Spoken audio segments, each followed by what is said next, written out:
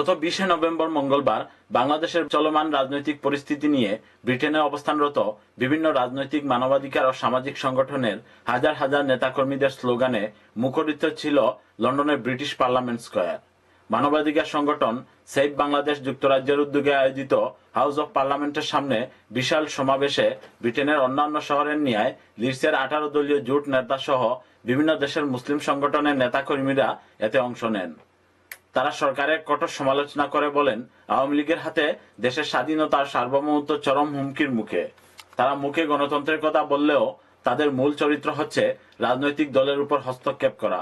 সমাবেশে বক্তারা যুদ্ধ অপরাধ ট্রাইব্যুনালের সমালোচনা করে বলেন, বিশ্বের সব আন্তর্জাতিক সংস্থার পক্ষ থেকে অস্বচ্ছ বলা সত্ত্বেও তাদের মতামতকে উপেক্ষা করে প্রহসনের বিচার ও গণতন্ত্র প্রতিষ্ঠার কথিত স্লোগান নিয়ে বাংলাদেশে বাকশাল কায়েমের সুগভীর ষড়যন্ত্র চলছে।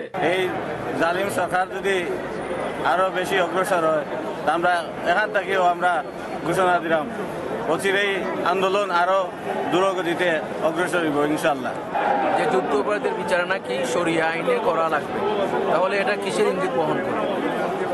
এটাই প্রমাণ করে যে তথাকথিত আন্তর্জাতিক ট্রাইব্যুনাল করা হয়েছে সেটা সম্পূর্ণ অবৈধ।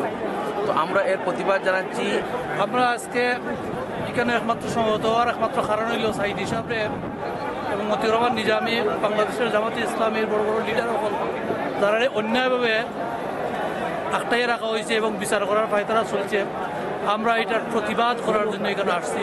আজকে আমরা একটি দাবি মিডিয়ার মাধ্যমে জানাতে চাই বাংলাদেশ সরকারকে, এই ফ্যাসিবাদী পদ থেকে হটে এসে ওদেরকে মুক্তি দেওয়ার জন্য।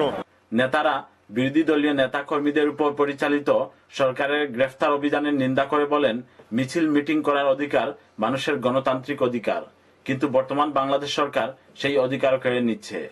তারা অনতিবিলম্বে বিশ্ব বরেণ্য আলেমে দ্বীন মৌলানা দেলওয়ার হোসেন সাঈদী সহ সকল রাজনৈতিক নেতা কর্মীদের মুক্তির দাবি জানান। Mohammad Zakaria, channel I news.